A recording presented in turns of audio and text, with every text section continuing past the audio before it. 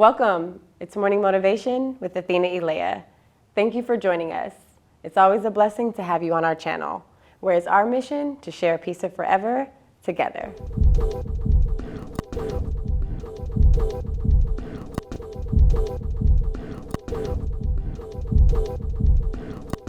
The look of the week is provided by Inspired Fashion.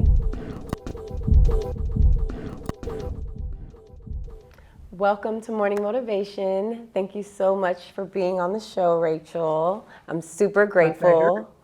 Thank you. Thank you.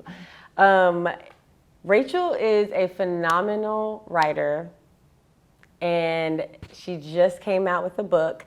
And so we're going to jump right into that book. But first, I want to talk about a little bit of your history and where you came from and how you have been living in New York for the last how many years since you've been 12? We don't have to talk about your age right now. We don't have to go into that. But since 12 years my old. age?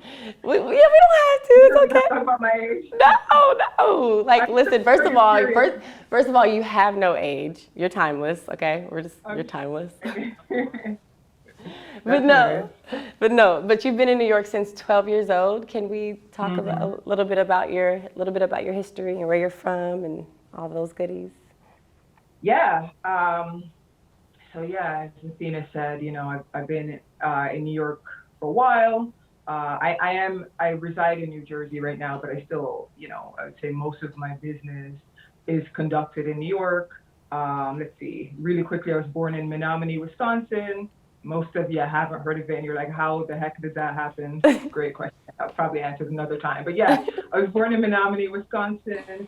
And then, my family moved, and I lived in Jamaica, and then we moved to Jamaica. I lived there for 10 years, and then in New York. So started junior high in Park Slope, Brooklyn. I went to high school in Brooklyn and college, and most of my career and everything else in New York. So yeah. Yeah, you're like a real New Yorker. I mean, my experience is just like such a different experience than yours. I can't imagine being like 13 and riding the train. I just can't imagine that. I just can't. And funny story, it's funny you should say that because I got lost the very first time I rode a train, and I'm like, I don't even remember the whole thing, but I know the cops thank God nothing crazy happened, and they ended up having to call my mom, and she came and got me. I stayed with them in the precinct until she came. And so it's funny you should say that because I did get lost. Yeah, I just can't. It's like, I don't know if I could do it. So I always have so much respect for like OG New Yorkers, the real New Yorkers. I'm like, seriously, hands up to you. Because that's a brave world. It's a brave world as an adult. So I'm just like, whoo. It's funny because I feel like it was safer then than it is now. And maybe that was just me being a kid, So maybe it wasn't. Maybe it wasn't safer, maybe it was. But also the area that I was in is, I don't know how much has changed now, but it is a relatively safe area. So thankfully, everything worked out. But yeah. Yeah. I was there for like 1 year in 2011 when I first got there. And after like my first year, I was on Marcy on the J train. Marcy on the J train. Yeah. It's not like Marcy, the Jay-Z Marcy. That's just totally different. It's like totally different Marcy. I just have to say it for the audience because it's just like, that's not the same thing. But and in 1 year it was like, I really actually saw for myself what gentrification looked like. It was so weird to see all these things like change literally right before my eyes. And I had only experienced like OG New York for a year. So that was just like a really interesting dynamic for me.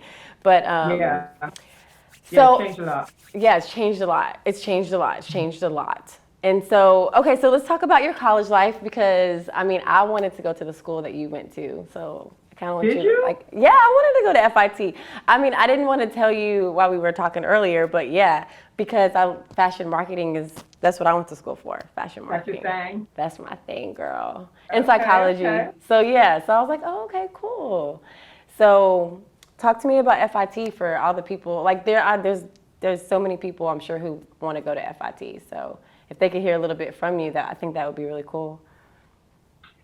Yeah, I mean, it's a great environment, very supportive, and like I was mentioning to you off camera, it's a smaller university, so it really becomes like a family. Even though I majored in advertising and marketing, I still would see all the. I love watching the fashion students because they just had a way of putting things together, and I was always intrigued. So I mean, it's like an amazing. I don't know. It's such a chill vibe. I mean, I feel like you can be yourself there just because, and that's the nature of fashion is that you get to play and create, and so just being in that creative setting for school. I mean, it's amazing. And then it's in the heart of the city. So it's like you're in school, but at the same time, you just run across the street to go shopping and then come back to class. Like it was, you know what I'm saying? Like, oh, I'm just going to go shopping on my break or whatever, because it's right there, a few blocks are from Penn Station, down from Penn Station. So, but yeah, I had a great experience. I would recommend it to anyone. Their advertising and marketing program. It's good. It's good. I like that. Taught by professors who have all had, numerous years in the actual field of, whatever they're teaching. And it offers just internships and, I'm saying really a lot afterwards. Like I'm on the alumni email, so they always have events and things happening, that you're able to tap into even after the fact. I'm sure all universities have that aspect perhaps so. But yeah, if you're speaking of FIT in particular, I had a great experience there. Nice. Girl, they Yeah. need to pay you, okay? They need to be paying you out here. But no, it's nice for people to know stuff like that though about you, because then if there's anyone that's a little younger and wants to ask questions, it's like, oh well, I mean, they people know where. It's nice to have a place where people can be like, oh, maybe I could reach out to that person and get some questions answered. And I feel like you're a teacher. I mean, I'm not like putting nothing on you, but I feel like you're very teachering. You have very teacherish kind of energy. My mom's a teacher. So yeah, I like. rub- That's so funny. What does your mom teach? That's so nice. She teaches English. She actually doesn't teach anymore, but she taught for many years. Oh, nice. Yeah, yeah, yeah. Aw, I love teachers. Because, I mean, Mm-hmm. I was a teacher, but like for babies, like for like 2 and 3-year-olds. That's where my patience lies. So I'm like, okay, that's where I'm at. So Wow. let's get into your book. I really, really want to talk about that. I want to talk about your new book after we talk about your previous one. So, Memories That Linger. Let's like talk about what your process was for that, but after I hear where you got this title from, because the title is absolutely like it's kind of like it makes you makes you want to be like, what's going on here? What's going on here? Like, what is this about? What is this about? Right, right.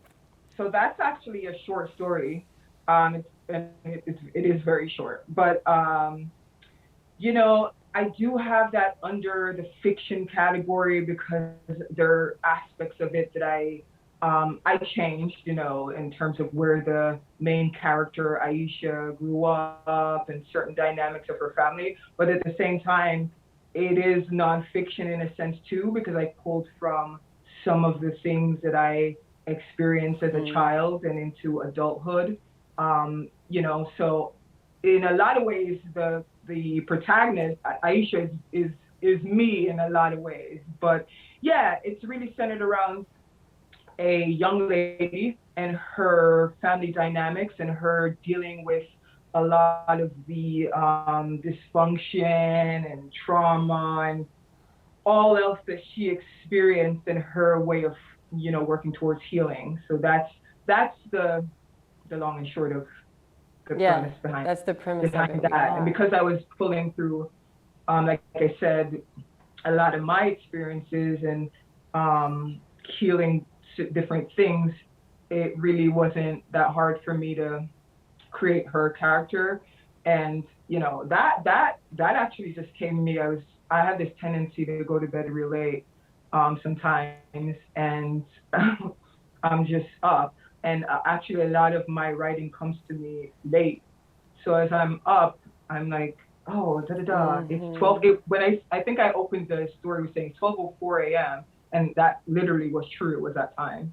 So that, and from there it just like rolled into memories that linger. I love that. Ooh.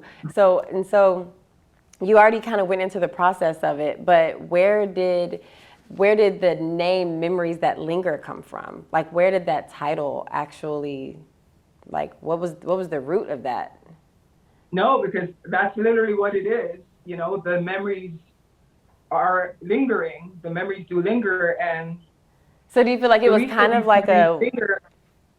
yeah, Hmm. do you feel like it was kind of like a form of release? Like is that like Yeah, it and I think that's the case with anything. I think anytime you find yourself harping on a particular thing or particular experience, it hasn't been dealt with yet. So it's constantly lingering in your mind. It's constantly torturing you. It's constantly a thing that hasn't been resolved.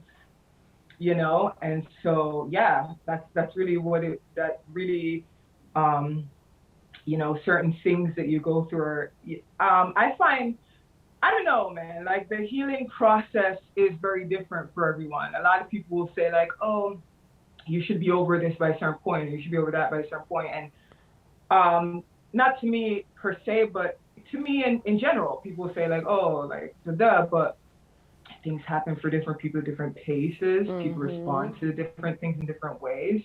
But yeah, at some point you do though need to become aware that this is something that's creating um, some sort of blockage for me to not move forward in the way that I could be moving forward. This is literally lingering over, my life. So yeah, that's more or less how I that title love came about. that. I love it. Ooh, girl, you're like talking my language. This is my type of stuff now. Okay, but all right. Well, I love that. Thank you so much for like going into depth about that. So I want to talk about your new one though, and the process of what made you really, come into this state of mind. Because I feel like these two books are very, very different. Journey to Purpose is very different than Memories That Linger. So yeah, I want to hear about that process, how that was for you. Yeah, so gosh, it is different. I guess this would be the I'm doing the work, I have done the work stage. In a way it's connected, but in a way it's not. So Journey to Purpose really is about piecing together some of my various experiences. And I actually a good amount of the stories that are some of the stories that are in here are tied to my life in corporate America. I think that just had a tremendous um, effect on the way I see a lot of things because um, on the one hand, it's Wait, say it again, repeat it. What was it? When you had to come to America, you feel like that is no, no, that. I was saying my experience Oh, your in corporate experience in America, corporate my America. Okay, I'm experience in sorry. I corporate didn't hear the America. corporate No, part. no, no, Okay. it's all good. I just had to be like, hold on, It, wait. Okay. Got it. yeah. I Got it. note some of those experiences in this book as well because some of those things help to reaffirm or reshift my focus in terms of or expanding my purpose. So, I talk about how I've always been someone that is very much on the front lines when it comes to just fairness, equity, you know what I'm saying? And then, as a woman, as a black woman, it would be foolish for me to not be on the front lines for those issues. But I would say that I've become a lot more um, dedicated to that after my experience in corporate America, and especially at the previous, I was at a tech job in New York for going on 5 years, and I think I was just so taken aback. I'm not saying it was a horrible experience overall, or I would have been there for that long. I met some great people, but it was a very, and as young as I am, I was one of the older people there. Everyone is fresh out of college to give you a sense of the demographic. Um, and so I was like, And I was one of the few Black people in my role and who'd put in that amount of time at the company. And I was seeing this level of pushback, when I bring up certain things. And I was actually caught off guard because it's such a young demographic. And in my head, I was thinking progress, progress, progress. But funny enough, a lot of the biases and microaggressions that I faced came from that setting versus when I worked in Long Island, where I was then the younger, the youngest one. So that helped me to stretch out my purpose now, where I'm just speaking up a lot more about certain things. So all of these things have led me to my purpose. Well, that's a part of the thing that's led me to my purpose. And so those are some of the things that are documented in this book. Let me plug it real quick. I want to hear about your history with musical theater. I just want to kind of jump on that just a bit because I think you're so talented when it comes to writing and just words and just, I mean, so when you told me theater, I was like, oh, that makes so much sense because your voice is so unique and it's like, oh, that makes so much sense now.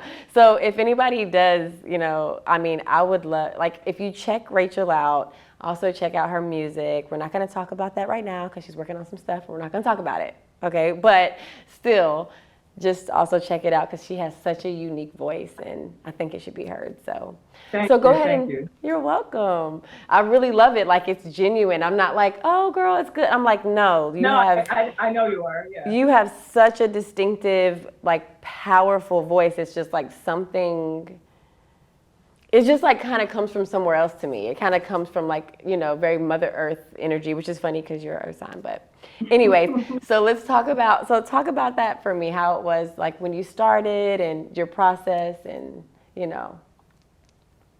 Yeah. Gosh, I stumbled across the auditions. I in my head, I would always see they would have previews in the main theater in high school, but I never really paid attention, because they do these previews in front of the school before the actual show dates. And I would always kind of pass through and look in, but I wasn't really paying attention. And one day, I just sort of heard about the auditions, and I'm like, Dad, okay. I really went in so unassuming. I didn't know what to expect, and I went in and I auditioned, and there's a whole process. You see everyone like the next day checking the list to see if their name's on there, if they were cast. Yes. I'm Girl. like, okay, I was in the for Fiddler on the Roof, but I really was just looking for something to distract me. That's another thing I touch on in the book. I was looking for something to distract me from a lot of the things that was going on in my home life, and I was like, I needed to find some sense of joy and community. And,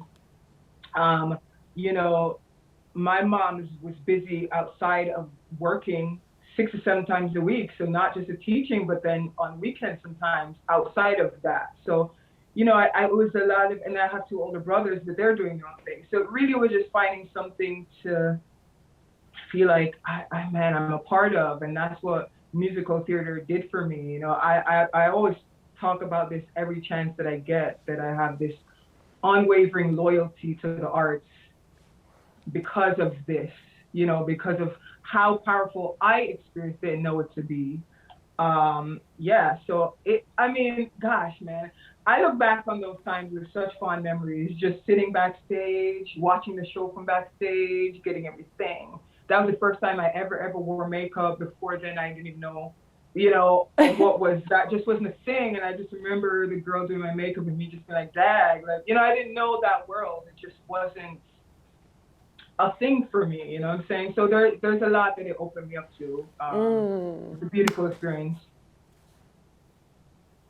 No, yeah, I wasn't, I was just agreeing. I mean, it's just like, I love that world. And when you get introduced to it, if you love it, it's like, oh my gosh. It's amazing.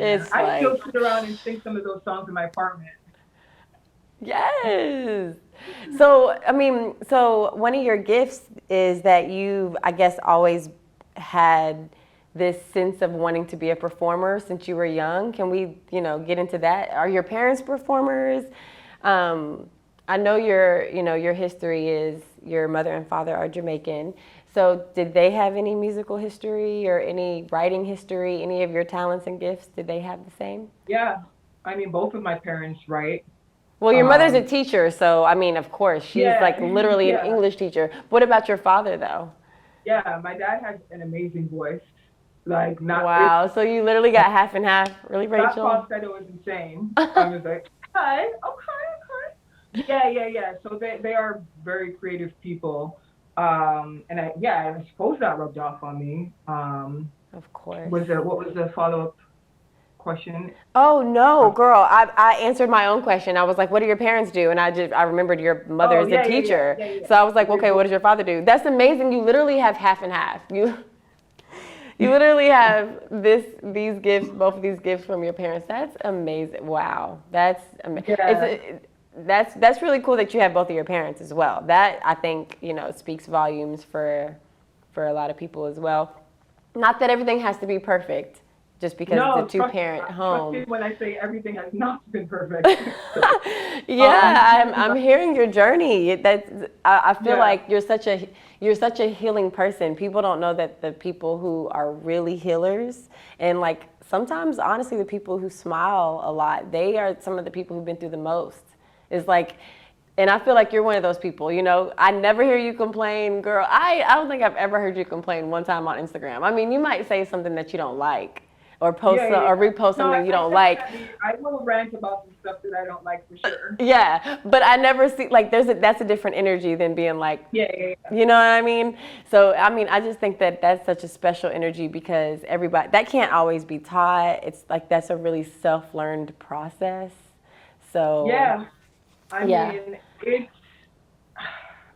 I don't know. Like my mindset really has become I'm just focused on better. I'm focused on better, better, better, better, whatever that means for me. But no, I mean, of course, I get frustrated. You're likely to hear those Debbie Downer moments or those moments in my songs. That's really where I let certain things loose. But yeah, I remember what you asked me, which was how did I get into performing or if I always wanted to be.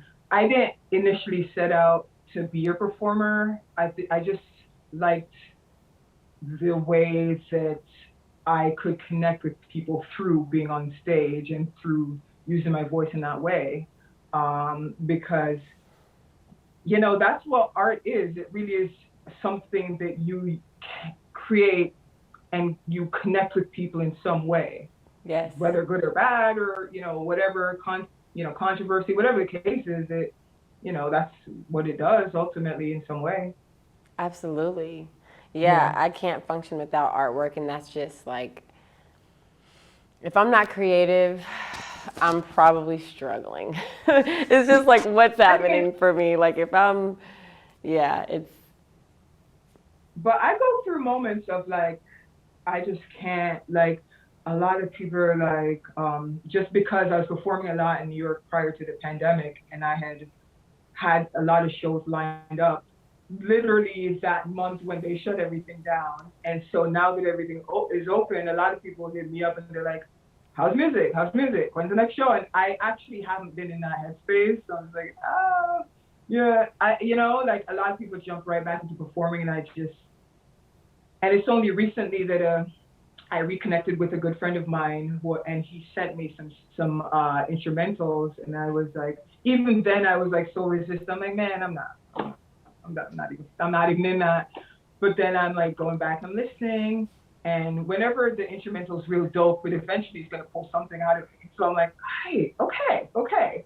So I'm in the very infant stages, but I also hate to talk about things prior to them being done. That's just I don't know if it's superstition or whatever, what I'm saying. So yeah, that's mostly why I didn't, get in too much into that aspect. yeah, no, that's more than enough information, girl. We are grateful, okay, because you didn't even have to share that much about it. But I do just want people to know that that is one of your gifts for sure, because it Thank is you. amazing. I mean, so I just want to let the audience know, because I feel like my book is on the way. I've already ordered my book, okay? Rachel knows I have already ordered my book. It is on the way. I wanted to read it before this interview, but I didn't get a chance. And so you will be hearing my review, and I cannot wait to get it. I cannot wait to get it because I know it's going to be so healing. I mean, I legitimately can't wait. I know I'm going to learn. It's literally like, you know, I just love learning. I love learning and healing. And if it's something that makes me better, as you said, your favorite, you know, that's what your thing is to be better and progress. So the look of this week on today's episode is provided by Inspired Fashion.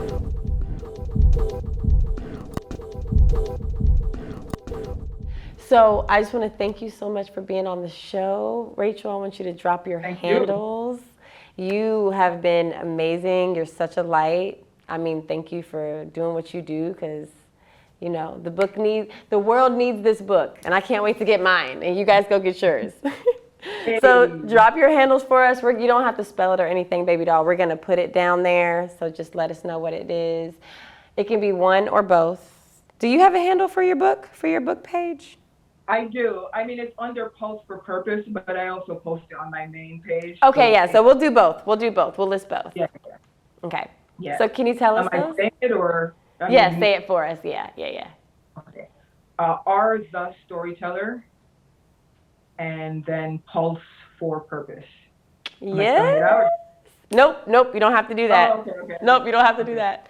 Okay, Rachel, thank you so much. Like, you really were wonderful. So I appreciate your time. I don't take it for granted. And thank you for coming and sharing all your beautiful information with us. And thank you for spending some time with me, girl. Hey, of course. You got it. Thank you. I'll talk to you soon, okay? Mwah. Mwah, mwah, mwah. Bye, beautiful. Thank you.